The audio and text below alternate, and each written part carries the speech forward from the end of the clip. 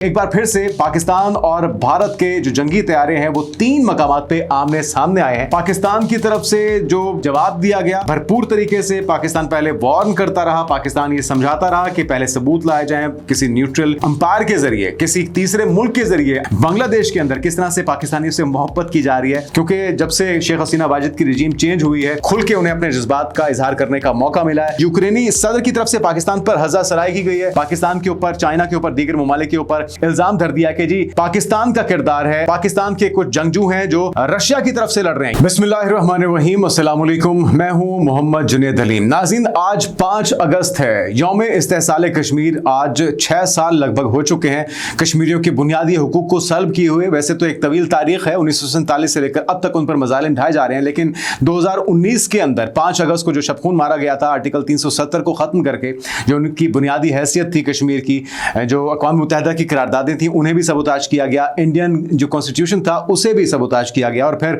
अपने जो एक स्याकारियां थी उसका एक नया दौर जिसका आगाज हुआ, उस पर आगे चल के तफसील से बात करते हैं। लेकिन आगाज कर लेते हैं उससे भी बड़ी खबर से, और वो खबर नाज़रीन ये है कि एक बार फिर से पाकिस्तान और भारत के जो जंगी तैयारे हैं वो 3 मकामात पे आमने सामने आए हैं।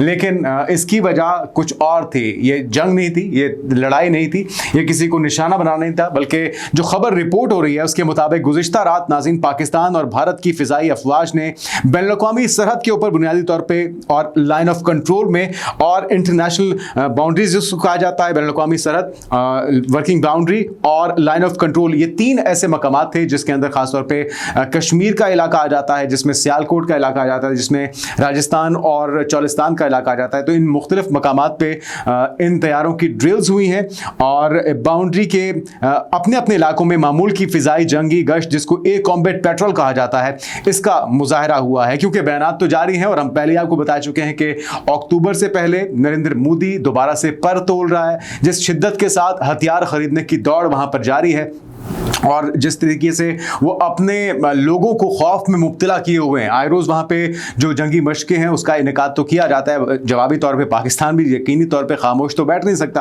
तो अब ये जो एक फ़िज़ाई पेट्रोलिंग थी, इसका इनेकाद किया गया। ये गश्त मामूल के तरीक़ाकार का हिस्सा था और दोनों जानिब अलर्ट लेवल में किसी किस्म का कोई इजाफा नहीं किया गया था। लेकिन बहरहाल दोनों तरफ से अपनी तैयारी को भरपूर दिखाने के लिए ये ड्रिल्स जो हैं वो मामूल का हिस्सा हैं और इसे मुसलसल जारी रखा जा रहा है। तो ये एक डेवलपमेंट थी एविएशन की दुनिया से।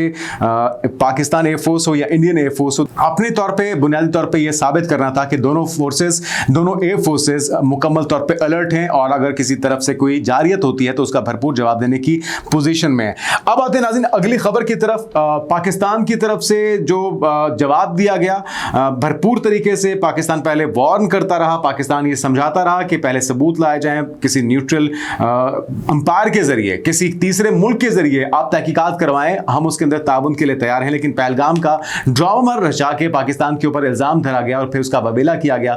बदले में पाकिस्तान ने जवाब दिया और उस तारीखी जवाब के बाद पाकिस्तान के मकाम में, पाकिस्तान के मर्तबे में, पाकिस्तान की इज्जत में पूरी दुनिया में जो इजाफा हुआ है वो किसी को बताने की जरूरत नहीं है। वो दिन ब दिन उसमें अल्हम्दुलिल्लाह मजीद बेहतरी देखी जा रही है। पाकिस्तान के दोस्तों की तादाद में इजाफा हो रहा है, पाकिस्तान के एक्नॉलेजमेंट में इजाफा हो रहा है, पाकिस्तान की फोर्सेस से सीखने वालों की तादाद में इजाफा हो रहा है और तबसरे तज्जिए तो जारी हैं। प्रवीण स्वाने, जिनके कोट्स, जिनकी जो एनालिसिस है, जिनके तज्जिए हैं, हम गाए बगाए आपके साथ शेयर करते रहते हैं। एक्स आर्मी पर्सनल होने के साथ साथ वो एक मंझे हुए डिफेंस एनालिस्ट भी हैं, तो उनकी बात में वजन इस वजह से भी है। तो अभी हालिया जो फील्ड मार्शल का दौरा अमेरिका था, जिस तरह से उनको होस्ट किया गया, डोनाल्ड ट्रंप की तरफ से लंच पे मदऊ किया गया था, उसको लेके बड़ी लेदे हो रही थी कि पाकिस्तान का सौदा कर दिया पाकिस्तान के आर्मी चीफ ने, पाकिस्तान के फील्ड मार्शल ने, और पाकिस्तान को बेच दिया औने पाने दामों।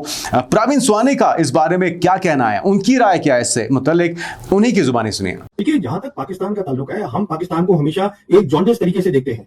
हमारे यहाँ जो एनालिस्ट होते हैं हिंदुस्तान में, हम एक छोटी सी बात ये समझने की कोशिश नहीं करते हैं। इसमें भी बहुत बातचीत हुई थी कि वो आसिफ मुनीर लंच के लिए गए थे तो वो बेच के आगे देश को ये कर दिया, वो कर दिया। उन्होंने जो भी कुछ किया हो, एक बात तय है कि कोई भी पाकिस्तानी जनरल जो है नेशनल सिक्योरिटी के साथ अपनी कभी कॉम्प्रोमाइज नहीं करता है, इसमें कोई शक नहीं है। और जो मैंने और पहले भी इसके बारे में जिक्र किया है कुछ लोगों के साथ, कि देखिए वो as a commander in chief उन्होंने फील्ड मार्शल मुनीर को बुलाया होगा, उनसे पूछताछ करी होगी। आप जानते हैं बेहतर ईरान को, आप ईरान के बारे में बताइए, वहां के एरिया के बारे में बताइए। तो मेरे ख्याल में जो जहां तक पाकिस्तान का ताल्लुक है, पाकिस्तान समझता है मेरी जियो पॉलिटिक्स कहाँ है, पाकिस्तान जो है वो समझता है कि मेरी नेशनल सिक्योरिटी क्या है। पाकिस्तान समझता है कि ईरान कितना इंपॉर्टेंट मुल्क है मिडिल ईस्ट के अंदर। देखिए पाकिस्तान में होंगी खामियां, काफी खामियां हैं गवर्नेंस की, इसमें कोई शक नहीं है, बट नेशनल सिक्योरिटी की खामी और एक्यूज करना उनके जनरल्स को, I don't think that is correct.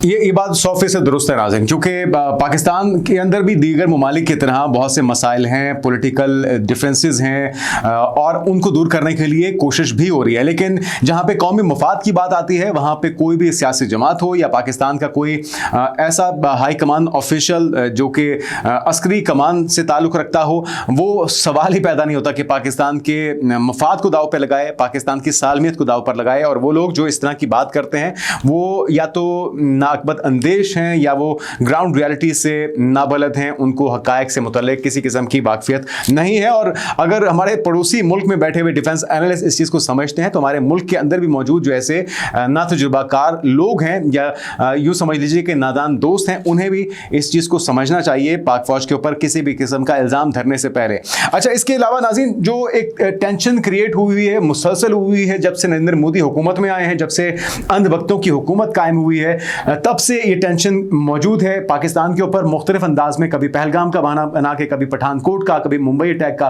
कभी उड़ी हमला करके और कभी मुख्तलिफ हीले बहानों के जरिए पहलगाम का वाक़या करके ये सारे पाकिस्तान के ऊपर इल्ज़ाम धरे जाने। बुनियादी मकसद ये है कि अपनी सियासत को चमकाया जाए, अपनी मकबूलियत को बढ़ाया जाए, पाकिस्तान के खिलाफ जहर उगल के अपने गोदी मीडिया के जरिए ये पूरा माहौल क्रिएट किया जाता है। लेकिन जो समझ बूझ रखने वाले लोग हैं वो समझते हैं कि इनके अपने कारोबार, इनका मंजन जो बिक रहा है वो पाकिस्तान से नफरत की बुनियाद पर ही बिक रहा है। तो अब अगर ये टेंशन क्रिएट रहेगी तो दूसरों को आपके ऊपर हुक्मरानी है। वो डिवाइड एंड रूल का जो फॉर्मूला है वो आज भी गोरा हम पे मुसल्लत किए हुए हैं। कश्मीर के मुद्दे को भी इसलिए छोड़ा गया कि आपस में लड़ते रहें और आपस में ना तो ये तरक्की कर सकें ना अपने अवाम की जिंदगियों को बेहतर कर सकें। तो ये चीज़ समझने की ज़रूरत है। हम तो बारहा डायलॉग की बात भी करते हैं, दहशतगर्दी के खात्मे की बात करते हैं, लेकिन नरेंद्र मोदी है कि अपनी हरदर्मी से बाज नहीं आता। लेकिन खुद अपने जो उनके ऑफिशियल्स हैं, जिस तरह प्रवीण सुवाने हैं, उस तरह के और भी लोग हैं, मेजर जनरल यश मोद की तरफ से क्या राय रखी जाती है, उनकी तरफ से क्या मशवरा दिया जा रहा है अपनी गवर्नमेंट को, और इस टेंशन को लेके जरा उनकी जुबानी सुनिए। कुछ होता है, हम रिटेलिएट करते हैं, and is that the way to peace? No, that's not the way to peace. But इस पूरी चीज के अंदर पाकिस्तान आर्मी चीफ का तो प्रमोशन हो गया, उसको तो ट्रंप ने भी इनवाइट कर दिया। His stature or stature of the military has become larger there. Pakistan has escaped international scrutiny. अपने पड़ोसियों के साथ कितने साल तक हम इस एक एडवर्सरियल रिलेशनशिप में रह सकते हैं? और मीडियाज रोल वाज नेगेटिव। सब इंटरनेशनल मीडिया ने कहा, इंडिया के मीडिया पे, ट्विटर हैंडल पे, फेसबुक पे और यूट्यूब पे और मीडिया को कोई देख नहीं रहा था, बिकॉज ब्लेटेंट लाइज इस्लामाबाद तक पहुंच गए। कराची को आग लगा दो, किसको आग लगा रहे हो, क्यों? And some of our so called celebrities या जो यूट्यूबर्स हो रहे हैं, the language they were using, it was trash. So I think huge lessons, और मीडिया वाज पैथेटिक। घर में घुस के मारेंगे, ऐसे करके मारेंगे। इवन फॉरेन मिनिस्टर भी यही भाषा का यूज कर रहा है, प्राइम मिनिस्टर भी ऐसे ही बोल रहा है, यूट्यूबर भी यही बोल रहे हैं, टीवी वाले और जोर-जोर से बोल। अरे भाई कोई जरूरत नहीं है। एक कट्टरपंथी हमारी सोच में आती जा रही है, एक राइट विंग का बहुत ज्यादा हर कोई अपने आप को प्रूव करने में लगा हुआ है, मैं सही हूं, तुम गलत, सब गलत। तो इससे हमें निकलना पड़ेगा। ये अगर हमारी फॉरेन पॉलिसी का हिस्सा बन चुका है, ये बहुत डेंजरस है। इसीलिए अगर हम दोस्त खो देंगे पड़ोस में तो अमेरिका की गोदी में बैठने से फायदा नहीं, क्योंकि इनका कोई भरोसा नहीं भाई जी। वो बहुत दूर बैठे हुए हैं, वो आपस में वो मुश्तरका मफादात हैं उनके। जिस तरह से इजराइल को कोई प्रॉब्लम होती है, तकलीफ होती है, तो अमेरिका उसका साथ देता है। इस तरह से बरतानिया हो या दीगर ममालिक हो, यूरोपियन कंट्रीज हो, वो आपस में इनके मफादात जुड़े हुए हैं, एक दूसरे को सपोर्ट करते हैं, एक दूसरे की पॉलिसी को सपोर्ट करते हैं। पाकिस्तान और भारत आपस में अपने वसाइल को भी ज़ाया कर रहे हैं और अपनी एनर्जीज को भी ज़ाया कर रहे हैं। वो एनर्जी जो अपनी आवाम की बेहतरी के लिए इस्तेमाल हो सकती हैं। तो ये काबिल कदर सोच है, इसको तकवीत देनी चाहिए, इस सोच को प्रमोट करना चाहिए, ना कि अंधभक्तों की जहर और प्रोपेगेंडा करने की सोच को। उसका नुकसान पूरे पाकिस्तान को, पूरे भारत को, पूरे खत्ते को होगा। और यही सिलसिला हम 76 सालों से देख भी रहे हैं। अब आते हैं नाज़रीन 2019 के उस काले कानून की तरफ जो कि नरेंद्र मोदी ने वारदात की थी। लाखों हिंदुओं को कश्मीर के अंदर आबाद करने के लिए बुनियादी हैसियत 370 आर्टिकल को हज़फ किया गया, उसे ख़त्म किया गया और कश्मीर की बुनियादी हैसियत को ख़त्म किया गया कि डिस्प्यूटेड टेरिटरी है और इसके अंदर जो कवानीन लागू होते हैं, चाहे वो अपने तमाम मामलात ज़िंदगी हैं उन्हें गुजारने के हों, उसके बाद से लेकर आज तक 6 साल से उसे दुनिया की सबसे बड़ी जेल में तब्दील कर दिया गया है। आज़ादी इज़हार राय की वहाँ पे इजाज़त नहीं है, वहाँ पे ईद शबरात मनाने की इजाज़त नहीं है, वहाँ पे किसी किस्म की अपनी कोई अगर मैच के अंदर भी इवन पाकिस्तान को सपोर्ट करता है, पाकिस्तान का झंडा लहराता है, पाकिस्तान जिंदाबाद का नारा लगाता है, उसे या तो मार दिया जाता है या गिरफ्तार कर लिया जाता है। तो ये सिलसिला उसमें बहुत ज़्यादा शिद्दत आ चुकी है। पाकिस्तान की तरफ से आज मुल्क भर में रैलियों का, जलसे जुलूसों का, कॉन्फ्रेंसेस का इनेकाद किया जा रहा है, लेकिन ये सब कुछ हम कर तो रहे हैं अपने कश्मीरी बहन भाइयों के साथ यकजहती के लिए, लेकिन ये नाकाफ़ी है। वज़ीर आज़म शहबाज शरीफ की तरफ से इंटरनेशनल जो कम्युनिटी है उसको मुखातिब करते हुए बुनियादी तौर पर उनकी तवज्जो दिलाई गई है कि जो अक़वाम मुत्तहिदा की करारदादें हैं उस पर अमल करने की ज़रूरत है। उनका ये कहना था कि आज के दिन मैं इयादा करना चाहता हूँ कि जम्मू कश्मीर के तनाज़े की मुनसिफाना हल का हुसूल हमारी खारजा पॉलिसी का एक कलीदी सुतून है और मैं बैनुल-अक़वामी बिरादरी से मुतालबा करता हूं कि वो भारत पर जो जोर दे कि वो इंडियन ऑक्यूपाइड कश्मीर, जम्मू कश्मीर, भारत की गैर कानूनी तौर पर ज़ेर कब्जा कश्मीर में इंसानी हुकूक की खिलाफ वर्जियां बंद करे, 5 अगस्त 2019 की एकतरफा और गैर कानूनी इक़दाम को वापस लिया जाए और जो बुनियादी हुकूक हैं कश्मीरियों के उन्हें बहाल किया जाए। जो भी फैसला करते हैं कश्मीरी, उनका हक है कि वो किसके साथ रहना चाहते हैं, किसी के साथ रहना चाहते हैं या नहीं रहना चाहते, बहरहाल उन्हें यह हक मिलना चाहिए। लेकिन जो गैर कानूनी तरीके से हिंदुओं को आबाद किया जा रहा है, उनकी ज़मीनों को हथियाया जा रहा है, उनके हुकूक को सल्ब करने के साथ साथ उन्हें बात करने की इजाज़त नहीं जा रही, ये सिलसिला फौरी तौर पे रोका जाना चाहिए। आगे बढ़ते हैं और बात करते हैं नाज़रीन, इससे पहले कि अगली खबरों की तरफ जाएं, मुख्तसर से एक आपको झलकी दिखाते हैं बांग्लादेश के अंदर किस तरह से पाकिस्तानियों से मोहब्बत की जा रही है, क्योंकि जब से शेख हसीना वाजिद की रिजीम चेंज हुई है खुल के उन्हें अपने जज्बात का इजहार करने का मौका मिला है। 14 अगस्त की आमद है और इंडिपेंडेंस डे से पहले वहाँ पे पाकिस्तानी परचमों की जो डिमांड है वो कई गुना बढ़ चुकी है। बांग्लादेशी परचमों के साथ साथ पाकिस्तानी जो परचम है, वहाँ पे एक झंडे बेचने वाला नौजवान है, उसकी तरफ से अब इस बढ़ती हुई डिमांड के देखते हुए इन झंडों को अरेंज किया गया, उन्हें प्रिंट करवाया गया और वो हाथों हाथ बिक रहे हैं। तो जिस तरह से पाकिस्तान में सेलिब्रेशन की तैयारियाँ हो रही हैं 14 अगस्त की, उसी तरह से बांग्लादेश के अंदर भी बांग्लादेशी जो है वो पाकिस्तानियों से मोहब्बत का इजहार कर रहे हैं। अपने झंडों, अपने घरों के ऊपर, अपनी गाड़ियों के ऊपर, अपने बाइक्स और साइकिल्स के ऊपर पाकिस्तानी झंडे लहरा रहे हैं और यकजहती का इजहार कर रहे हैं। हम उम्मीद करते हैं जो मोहब्बत है ये यहीं तक महदूद ना रहे, बल्कि इसका दायरा वसी होना चाहिए। ट्रेड की सूरत में, भाईचारे की सूरत में आपस में अपने जो गिले शिकवे हैं उन्हें दूर करना चाहिए और रंजिशें हैं जो हमसे गलतियां हुई हैं उनकी एक्नॉलेजमेंट ज़रूरी है और आइंदा उसके ना होने का अज़्म बहुत ज़रूरी है। तो हम अपने जो बांग्लादेशी बहन भाई हैं उनकी मोहब्बत के जवाब में यकजहती का इजहार करते हैं, उनसे भी मोहब्बत का। आगे बढ़ते हैं और बात करते हैं नाज़रीन, ट्रंप की तरफ से जो तलखियां हैं वो बढ़ती जा रही हैं भारत को लेके। अब एक और ताज़ा धमकी आई है यूक्रेन और रशिया जंग के अंदर। वो कहते हैं भारत का अहम किरदार है क्योंकि वो ईंधन का काम कर रहा है, तेल खरीदते हुए, और अब वो कह रहे हैं कि जी इसे मजीद पाबंदियों का सामना करना पड़ेगा। 25% तो टैरिफ पहले लगाया जा चुका है, वो कह रहे हैं कि इसे मजीद सख्त जुर्मानों का सामना करना पड़ेगा। क्या कहना है अमेरिकी सदर का? वो कहते हैं कि जी सोशल ट्रुथ जो उनकी है सोशल मीडिया वेबसाइट है, सोशल ट्रुथ के ऊपर उन्होंने पोस्ट किया और लिखा कि भारत पर मजीद टैरिफ आयद किए जाएंगे क्योंकि ना सिर्फ रूसी तेल खरीदा जा रहा है भारत की तरफ से बल्कि उसे फरोख्त भी कर रहा है और भारत ज्यादातर तेल को मुनाफा हासिल करने के लिए बेच भी रहा है। सदर डोनाल्ड ट्रंप ने मजीद लिखा है कि भारत को परवाह नहीं कि यूक्रेन में रूसी हमलों में कितने लोग मारे जा रहे हैं, जिसके जवाब में भारत की तरफ से हठधर्मी का मुजाहरा किया जा रहा है। वो कहते हैं कि जी मोदी हुकूमत ने अमेरिकी सदर की टैरिफ में इजाफे की नई धमकी को कौमी मफादात के मुनाफी और गैर मुंसिफाना और गैर माकूल फैसला करार दिया, जबकि भारतीय वजीर खारजा के तर्जुमान रणधीर जायसवाल ने एक प्रेस ब्रीफिंग में कहा है कि रूस से पेट्रोल की दरामदात का मकसद यूक्रेन जंग के बाद बदलते हुए आलमी हालात में तवानाई की कीमतों को कंट्रोल में रखना था। तो अभी तक तो ये कह रहे हैं कि हम इन तमाम पाबंदियों को मुस्तरद करते हैं, देखते हैं कि कितनी देर तक ये प्रेशर झेल पाता है भारत, क्योंकि अब जो है वो जो मोहब्बत थी, वो जो अब की बार ट्रंप सरकार था या हाउडी मोदी का नारा था या जो मोदी और ट्रंप भाई भाई के सारे दावे थे वो खोखले साबित हुए। जो मंदिरों में पूजाएं करवाई गई हैं वो सारी इन्वेस्टमेंट ज़ीरो हो चुकी है, क्योंकि अब ट्रंप जो है वो खुल के जिस तरह से अपनी नाराज़गी का इजहार कर रहे हैं भारत की पॉलिसियों, दोगली पॉलिसियों के खिलाफ, अब यह लगता है कि मामला इतनी जल्दी ठंडा होने वाला नहीं है। अगली खबर नाज़रीन ये है कि यूक्रेनी सदर की तरफ से पाकिस्तान पर हज़ा सराय की गई है।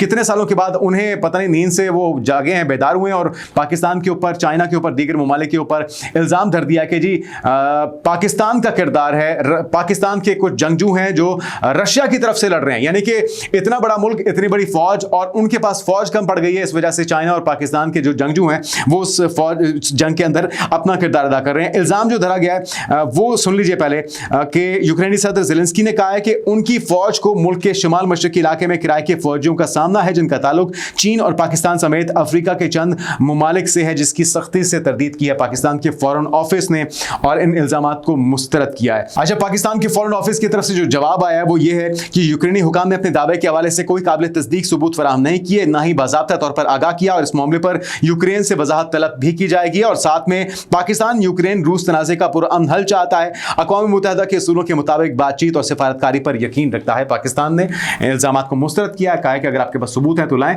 हम उस पर यकीनी तौर पर जो भी अपना मौक़िफ़ देंगे, लेकिन आप ज़बानी जमा खर्च या ज़बानी कलामी अगर आप इल्ज़ाम धरेंगे तो हम उसको सख्ती से उसकी मजम्मत भी करते हैं, उसे मुस्तरद भी करते हैं। अच्छा, गुज़श्ता रोज़ की वीडियो में आपको नाज़रीन हमने खबर दी थी कि जापान के समुद्री इलाके के अंदर चाइना और रशिया की मुश्तरका ड्रिल्स हो रही हैं, नेवी की ड्रिल्स हो रही हैं और अपनी कुव्वत का मुजाहरा किया जा रहा है, अपनी इस्तेदाद को बेहतर बनाया जा रहा है। अब मामला यहाँ पर रुक नहीं रहा। जो न्यूक्लियर सबमरीन मूव कराई थी डोनाल्ड ट्रंप ने, वो आपको याद होगा, रशिया के साबिक जो सदर थे उनके बयान के बाद और अब जो ताज़ा ड्रिल्स हो रही हैं उसका अहवाल भी जान लीजिए।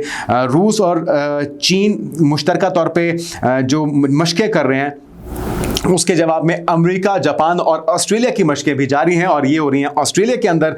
ऐसे वक्त में जब एक तरफ चीन और रूस की मुश्तरका मशकें तो दूसरी तरफ मीडिया को ऑस्ट्रेलिया में जारी अमेरिकी फौजी मशकों का एक नायाब अंदरूनी मंजर देखने को मिला है। इन मशकों में 500 से ज़ायद अमेरिकी मरीन्स ऑस्ट्रेलियाई और जापानी अफवाज के साथ तरबियत हासिल कर रहे हैं और ये सब एशिया पैसिफिक खत्ते में तनाज़े से बचाव और अमेरिकी मौजूदगी को मजबूत बनाने के मकसद के तहत किया जा रहा है। बहरहाल आलमी रहनुमाओं की तरफ से तुंदो-तेज़ बयानात आ रहे हैं और जो फौजों की हरकत है, जो उनकी तैयारी है, जो उनकी मशकें हैं, ये देख के लगता है कि अगर कोई एक भी गैर जिम्मेदाराना बयान सामने आ गया, किसी ने कोई ऐसी चिंगारी भड़का दी तो फिर ये मामला बहुत आगे बढ़ सकता है। उसी तरह से जिस तरह से जो दोनों नज़ियाती कज़न हैं, इंडिया या फिर इजराइल, दोनों की तरफ से जारहियत का मुजाहरा किया गया।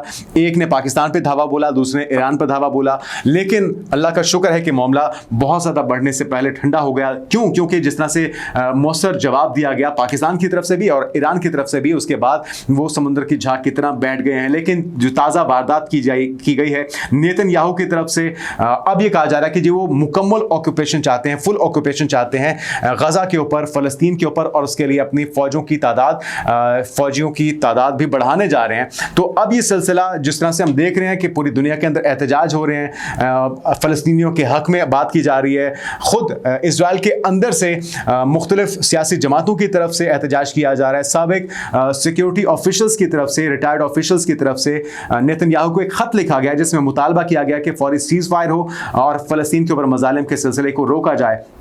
तो लगता यह है कि जल्द कोई ऐसी सूरत हाल बन पाएगी जिसके अंदर फ़लस्तीनियों को उनका हक मिल सके, और इसके लिए अमेरिका का किरदार बहुत अहम है। अमेरिका को, सिर्फ अमेरिका के अलावा इस वक्त पूरी दुनिया के अंदर से ये आवाज़ बुलंद हो रही है कि नेतन्याहू को काले कमानीन से, जंगी जराइम से रोका जा सके। आने वाले दिनों की पेशरफ से आपको आगाह करते रहेंगे। अब तक ले इतना ही, इजाज़त दीजिए। अल्लाह हाफ़िज़।